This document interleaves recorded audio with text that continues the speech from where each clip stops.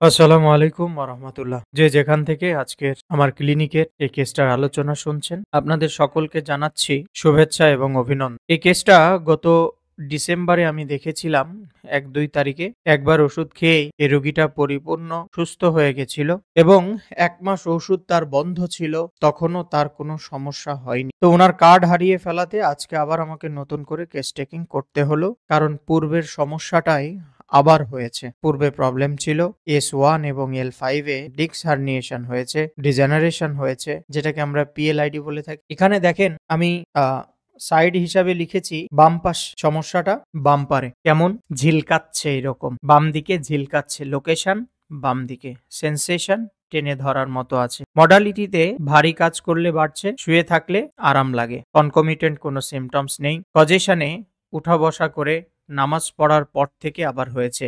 রোজার মাস, উনি অসচেতন ছিলেন, উনি ভেবেছেন এটা হয়তো ১ মাস ওষুধ না খেয়ে আমি পরিপূর্ণ সুস্থ আছি, সেজন্য হয়তো এটা ভালো হয়ে গেছে। যদিও অ্যালোপ্যাথি ডাক্তারবাবুরা বলেছিল এটা অপারেশন ছাড়া কোনো উপায় নাই, কিন্তু আমি স্পষ্ট ভাষায় বলছি এবং যারা শুনছেন আপনাদের কাছে হয়তো প্রমাণ আছে, এইরকম অজস্র PLID-র রোগী উইদাউট অপারেশন আমাদের হোমিওপ্যাথি ওষুধ খেয়ে ভালো আছে। পজিশন তাহলে উঠা নামা করে নামাজ পড়ার পর থেকেই এখন শুরু হয়েছে। ডিউরেশন বর্তমানে ব্যথা আছেই। হিস্ট্রি অফ প্রেজেন্ট কমপ্লেনে পেলাম প্রথম এই ব্যথাটা শুরু হয়েছিল, উনি একটা গাছ কেটেছিল, সেই গাছের গোড়াটা চাটতে গিয়ে ওনার সমস্যাটা শুরু হয়েছিল। বর্তমানে হঠাৎ করে ব্যথাটা শুরু হয়েছে ওই নামাজ উঠানামা করে পড়ার পর থেকে। ট্রিটমেন্ট করেছে এখন পর্যন্ত অ্যালোপ্যাথি এবং হোমিওপ্যাথি। অ্যালোপ্যাথি খেয়ে ওই ন্যাপ্রক্সিন জাতীয় ওই ব্যথার ওষুধ, ভিটামিন B12 এগুলা খেয়ে তার কোনো উপকার হয়নি। পরে হোমিওপ্যাথি ওষুধ ওনার এলাকায় খেতেন, খাওয়াকালীন ভালো ছিলেন, তারপরে থাকতো আবার যায় কাটতাই। পরে একজনের মাধ্যমে আমার কথা শুনে আসে এবং আমি তো ফলো আপের কথা আপনাদেরকে শেষে দিয়েছি। অ্যালো চিকিৎসা করে ফল পাইনি, রেজাল্ট চিকিৎসার লিখে রেখেছি। পাস্ট হিস্ট্রিতে তাকে একবার সাপে কামড়েছিল, মাঝে মাঝে সাদা সাদা ছুলি বের হয়, করোনার ভ্যাকসিন দিয়েছে, কোনো বড় ধরনের কোনো রোগ বা অপারেশন নেই। বংশে বাত আছে বাবা এবং দাদার। PLID-র সমস্যা বাবার, মানে বাবার থেকে পেয়েছে, যদিও ইনার এটা মেকানিক্যাল ইনজুরি, একটা লিফটিং করতে গিয়ে সমস্যার উৎপত্তিটা হয়েছে। আমি যেহেতু বংশে আছে এটা সাইকোসিফিলিটিক ধরে নিতে পারি, কিন্তু সাইকোটিক প্রধান যেহেতু আবারও ফিরে আসছে। মাইন্ডের মধ্যে বেশি রাগ, রাগ হলে হুঁশ থাকে না, স্মরণ শক্তি মোটামুটি, কোনো দুঃখ কষ্ট নেই, ইন্টেলেক্ট ফেয়ার নেই, কান্না নেই, দুঃখ নেই। ফিজিক্যাল জেনারেলের মধ্যে ডায়েট করে না, গরমে বেশি ঘাম হয়, মাংস, ভাজা, ফাস্টফুড, মিষ্টি পছন্দ, তার মধ্যে মাংস এবং মিষ্টি বেশি পছন্দ।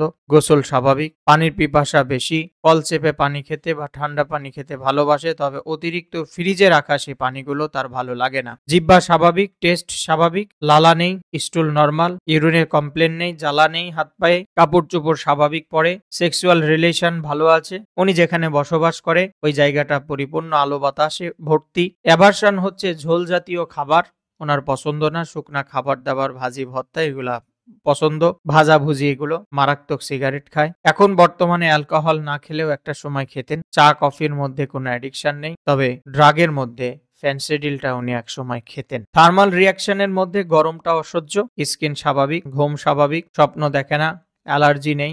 তার কমপ্লেন হচ্ছে বাদিকে। উনি অত্যন্ত restless, frustration, weakness, sensation, trembling এগুলা কিছু নেই, তাই না লিখলেও রেস্টলেসটা বোল্ড করে রেখেছি। উনি আমার কাছে এসেই বসেই অধৈর্যশীলতার মতো আমার এই হয়েছিল, এর আগে দেখিয়েছিলাম, এই আবার ব্যথা, এই আমি তখন বললাম আপনি আসলেন বসেন আগে, তারপরে না হলে শুনবো।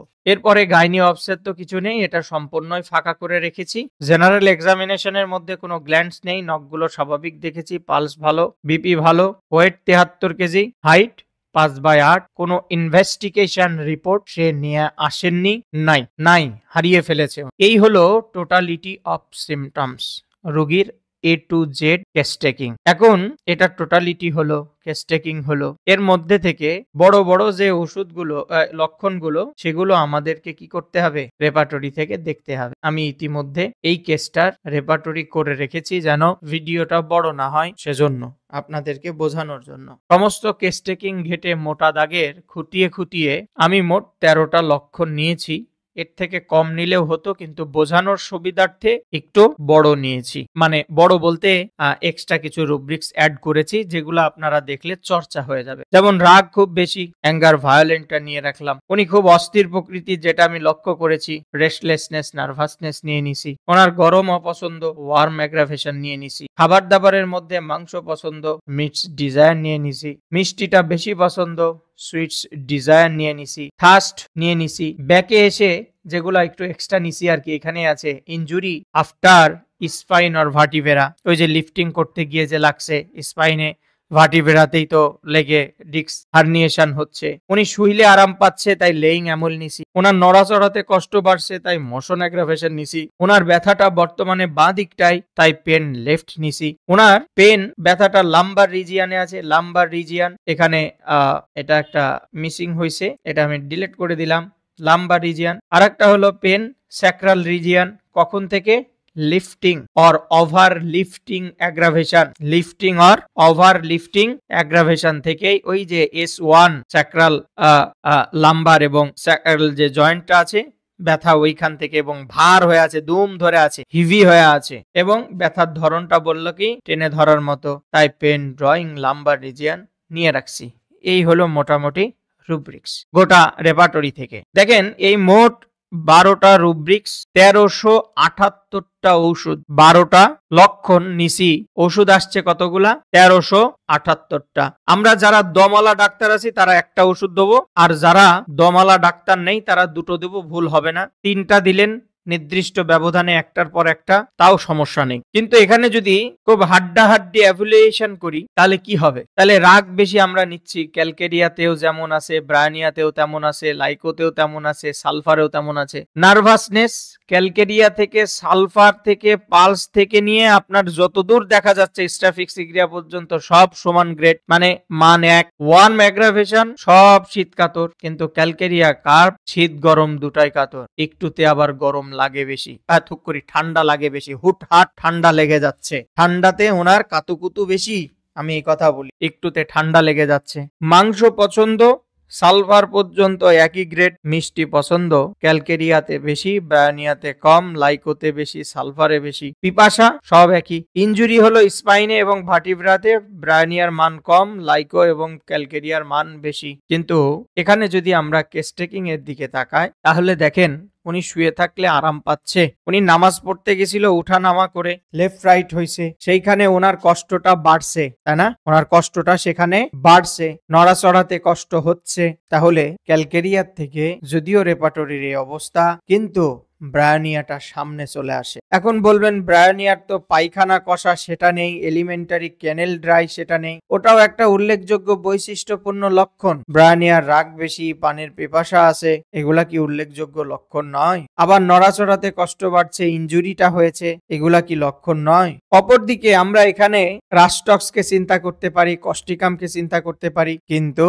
টোটালিটি সিমটমস কাভারেজের দিকে যদি আমরা তাকাই তাহলে কিন্তু সবগুলো লক্ষণে রাস্টক্স এবং কস্টিকাম কি কাভার করছে না, কাভার করতেছে না। ব্রায়ানিয়া কাভার করছে, ক্যালকেরিয়া কাভার করছে। আমি ওনার যদি ফিজিক্যাল মেকআপটা দেখলাম, ওনাকে কোনোভাবে ক্যালকেরিয়া রুগী লাগতেছে না, তাহলে ক্যালকেরিয়া হলো না। ওনার মাথায় তেমন ঘাম নেই, বডিতে ঘাম আছে, ওই দিক থেকে ক্যালকেরিয়া ম্যানেজ হয়ে যাচ্ছে। পায়খানার দিকে যদি তাকায়, ক্যালকেরিয়ার পায়খানা প্রথমে শক্ত পরে নরম, সেই দিক থেকেও কাভার করছে না। তাহলে পরের স্থানেই ক্যালকেরিয়া যেহেতু হলো না, তার পরের স্থানে আছে কে? ব্রায়ানিয়া। তাহলে এই রোগীর জন্য আমি ব্রায়ানিয়া প্রেসক্রিপশন করেছি। আপনারাও আমার সঙ্গে একমত হবেন। পরবর্তীতে যদি কস্টিকাম, রাস্টক্সের মতো ওষুধগুলো লাগে আমরা দেবো, অসুবিধা নেই। আমরা যদি ব্রায়ানিয়াতে যাই এবং ব্রায়ানিয়ার পরবর্তী কোন ঔষধগুলো ভালো কাজ করে সেজন্য যদি একটু কিনোটস আমরা দেখে নিই, তাহলে ফলো ওয়েল বাই আমরা রাস্টক্সকে পাচ্ছি।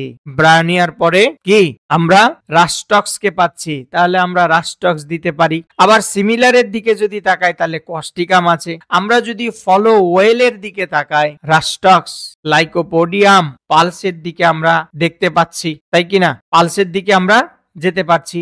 আমরা যদি কমপ্লিমেন্টারি করি, ব্রায়ানিয়ার পরে কিন্তু রাস্টক্স আছে, আর রাস্টক্সকে যদি দেখি ওর পরে আবার কস্টিকাম আছে, তাহলে ব্রায়ানিয়ার পরবর্তীতে কাজ করার মতো ঔষধ রাস্টক্স এবং কস্টিকাম আছে, আমরা যদি আরো একটু ডিপলি চিন্তা করি তাহলে কিন্তু ক্যালকেরিয়া ফ্লোরের মতো ওষুধটাও পরবর্তীতে আছে। এটাই হলো সিঙ্গেল মেডিসিনের মজা।